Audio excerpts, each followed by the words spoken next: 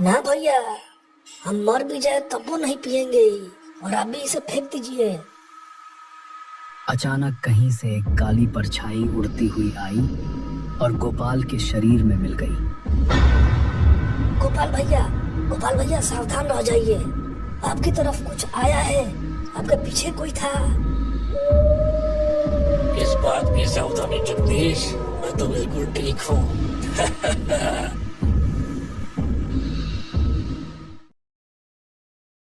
कपकपाती ठंड की शाम में गांव की गलियों और रास्तों पर घनी धुंध जम गई है, जैसे हाथ बाहर निकलते ही बर्फ जैसी जम जाए।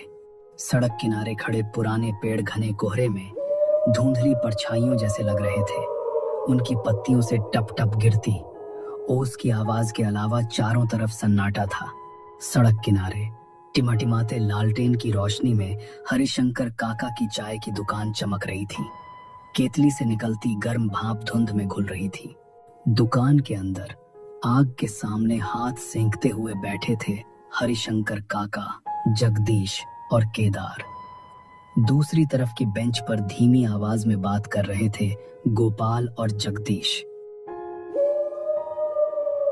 ए सुन रहे हो सब? इस ठंडी रात में उस जुड़वा खजूर के पेड़ों के पास कोई भूल कर भी मत जाना।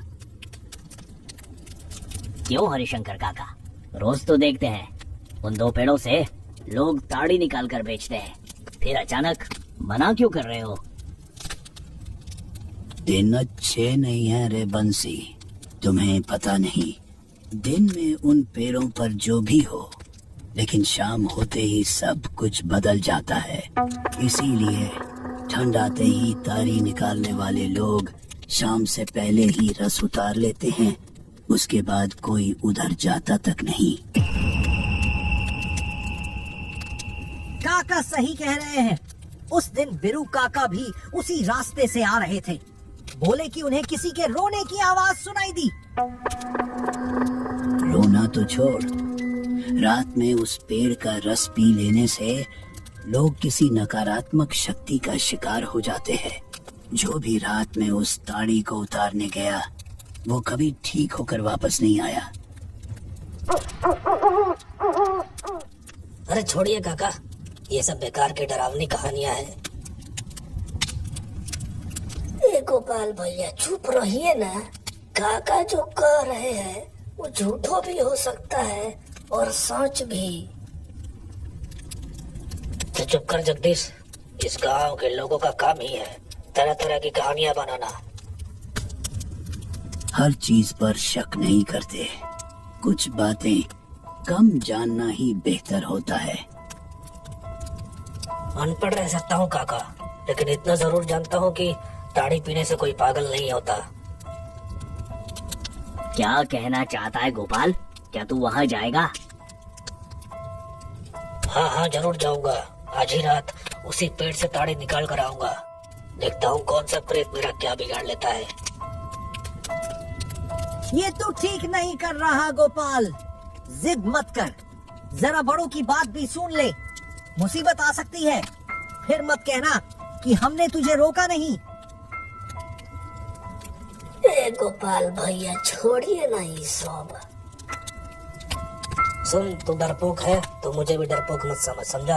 आज साबित कर दूंगा कि वहाँ कुछ नहीं है। समझे तुम लोग? मेरा काम था तुम लोग को सावधान करना। मैंने अपना फर्ज निभा दिया। बाकी तुम जानो, तुम्हें जो ठीक लगे करो। फैसला कर लिया है काका, बस चाय खत्म करने दो। ए भैया सोचो में जाएंगे का? हमको बड़ा अजीब लग रहा है। रहने दीजिए ना, मत जाइए। अरे तू चलना मेरे साथ, देखना तू ताड़ी की हांडी उतारने में कितना मजा आएगा। न जाने आज इस गांव की किस्मत में क्या लिखा है, कौन जाने।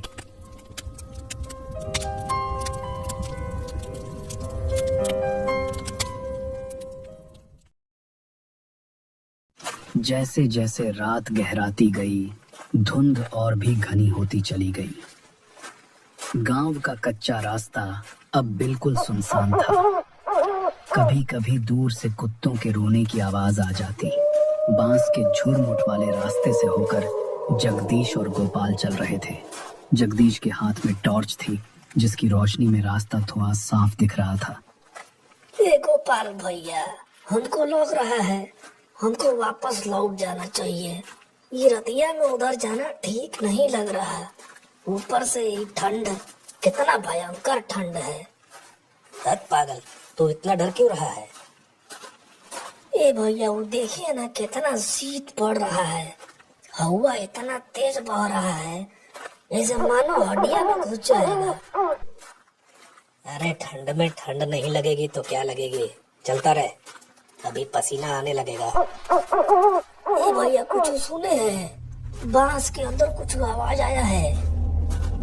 इसकी आवाज है? कोई सियार या जंगली जानवर होगा। हवा की आवाज को भूत की सांस समझ रहा है। बक। ना गोपाल भैया, हमको लगा जैसे कोई हमारे कान के पीछे गहरा सांस ले रहा है। इतने दूर आकर वापस जाएंगे? नहीं नहीं, बस थोड़ा सा रास्ता है, सामने ही जुड़वा खजूर के पेड़ है, जल्दी चल। लेकिन गोपाल भैया, उधर देखिए ना, अगवा कितना धुंध है। तू मेरे पीछे पीछे चल, कुछ नहीं होगा। अब तो भगवान ही सहारा है। कहा जाने कैसे हम गोपाल भैया के चक्कर में पड़ गए। जगदीश डर मत यार, डर से ही दिमाग की गलत बातें सच लगने लगती है। लेकिन बांस का आवाज आपको अजीब नहीं लग रहा है? अरे बांस आपस में रगड़ खा रहे होंगे। पढ़ा लिखा नहीं है तो क्या हुआ, बचपन में कुछ तो पढ़ा होगा। सब कुछ विज्ञान से नहीं होता है भैया। गांव के कुछ बुजुर्ग झूठ नहीं बोलते हैं। चुप रहे, एक शब्द और बोला तो तुझे यहीं छोड़कर चला जाऊंगा मैं।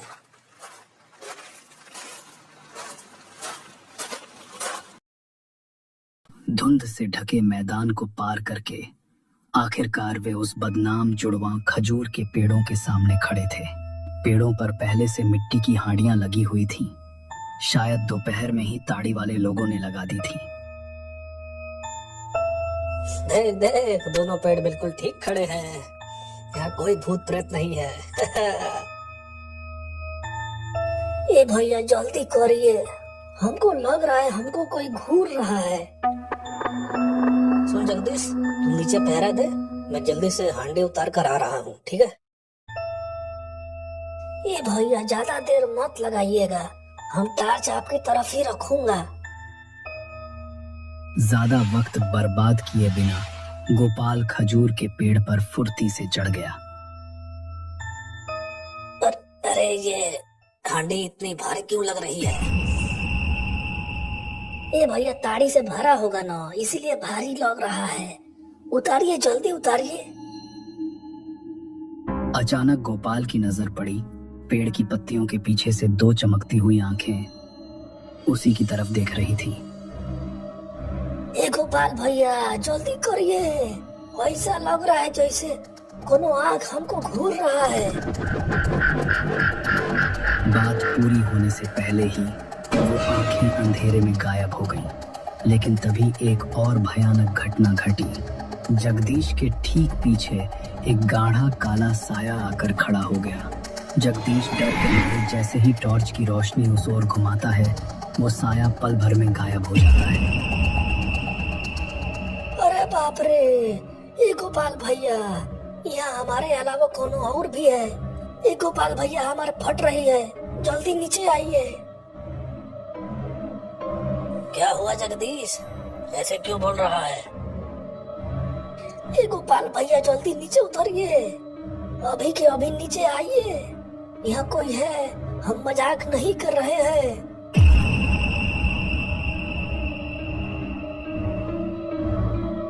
मैंने भी पेड़ के ऊपर कुछ देखा था और उतरते वक्त ऐसा लगा जैसे कोई मेरा हाथ पकड़ने की कोशिश कर रहा हो। ये भैया, हमारा विश्वास कीजिए, हमारे पीछे में कोई खड़ा था।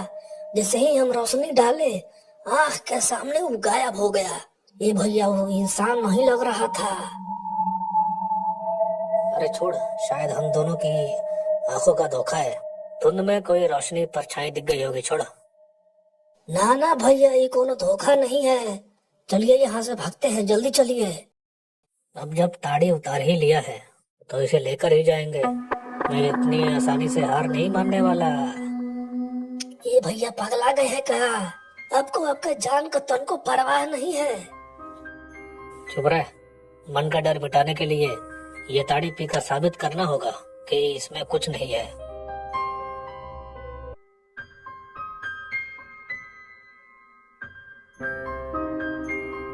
दोनों एक मैदान के बीच घास पर आकर बैठ गए।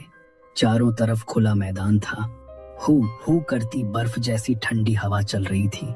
मिट्टी के बर्तन में खजूर का रस उड़ेलते ही दिखा कि रस का रंग सामान्य नहीं है, बल्कि गाढ़ा काला लाल है। ये ताड़ी का रंग ऐसा क्यों लग रहा है? क्या ताड़ वालों ने इसमें गुड़ मिला दिया है क्या? खबरदार गोपाल भैया, इस ताड़ी को मुंह मत लगाइएगा। देख नहीं रहा है आपको, बिल्कुल खून जैसा लाल है। अरे छोड़, शायद पेड़ का कस मिल गया होगा। तो पिएगा या नहीं? ना भैया, हम मर भी जाए तब वो नहीं पिएंगे। और आप भी इसे फेंक दीजिए। अचानक कहीं से एक काली परछाई उड़ती हुई आई और गोपाल के शरीर में मिल गई। गोपाल भैया सावधान रह जाइए। आपकी तरफ कुछ आया है, आपके पीछे कोई था। किस बात की सावधानी जगदीश? मैं तो बिल्कुल ठीक हूँ। तू नहीं जानता शिवनारायण, तूने मुझसे मेरी मोहब्बत क्यों छीन ली? ये भैया आपका दिमाग खराब हो गया है क्या? शिव नारायण कौन है यहाँ? हम तो जगदीश हैं। आज मैं तुझे छोड़ने वाला नहीं हूँ। ये जहरीला ताड़ी तुझे पीना ही होगा आज। अरे बाप, ये गोपाल भैया नहीं है। जरूर कौन चीज इसे अपने कब्जा में ले लिया है। कहाँ जाएगा तू? आज इसी मैदान में तेरा आखिरी दिन है। अरे बाप हो, बचाओ रे, कोई है क्या? बचाओ, गोपाल भैया पर भूत चढ़ गया है, बचाओ कोई। इतना कहकर जगदीश जान बचाकर दौड़ पड़ा। वो फिर उसी जुड़वां खजूर के पेड़ के नीचे आ पहुंचा। उसे लगा मुसीबत की शुरुआत यहीं से हुई थी और शायद इसका हल भी यहीं होगा। हमारे दोस्त को छोड़ दे, हमसे गलती हो गई। तो जो भी है हमका माफ कर दे। हम लोग यहाँ आकर गलती कर दिए हैं, हमको जाने दे। उसी पल जगदीश के सामने गोपाल आकर खड़ा हो गया। रामोतर रुक जा, और पाप मत कर। रुक जा रामोतर।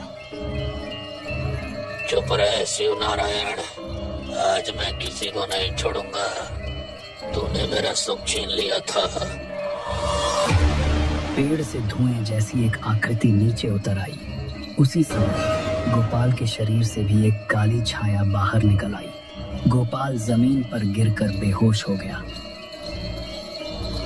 आज तेरे नए दोस्तों को भी मैं खत्म कर दूंगा। अपना गुस्सा सब पर क्यों निकाल रहा है? मुझे मार कर भी तुझे चैन नहीं मिला। उसी पल धुएं जैसी आकृति ने जगदीश को धक्का देकर दूर फेंक दिया। जगदीश जमीन पर गिर पड़ा और उसका सिर फट गया। अरे बाप रे बाप, अरे हमारा सर फाड़ दिया। इतना कहकर दोनों बेजिस्म साए आपस में लड़ते झगड़ते हुए सीधे पेड़ की सबसे ऊंची डाल की ओर उड़ गए। कुछ देर तक जोरदार हड़बड़ाहट हुई, फिर अचानक सब शांत हो गए। उसी समय दूर से दौड़ते हुए हरिशंकर काका, बंसी और केदार वहां पहुंच गए। जगदीश, गोपाल, तुम दोनों को क्या हो गया? तुम लोग इस तरह पेड़ के नीचे क्यों पड़े हो? तुम्हारी चीखें सुनकर हम दौड़े आए। अरे जगदीश भाई का सिर फट गया है, खून बह रहा है। और गोपाल भाई, अरे इसे क्या हो गया? मैं यहाँ क्यों हूँ? मेरे पूरे शरीर में इतना दर्द क्यों हो रहा है? मुझे पता था कि कुछ न कुछ ऐसा ही होगा। वो आज भी शांत नहीं हुए। कौन काका? आप किसकी बात कर रहे हो? शिवनारायण और रामोदार। बहुत साल पहले वो दोनों जिगरी दोस्त थे। दोनों को एक ही लड़की से प्यार हो गया था। लड़की ने शिवनारायण को चुना। गुस्से में आकर राम अवतार ने इसी पेड़ तारी में जहर मिलाकर शिवनारायण को पिला दिया और मार डाला।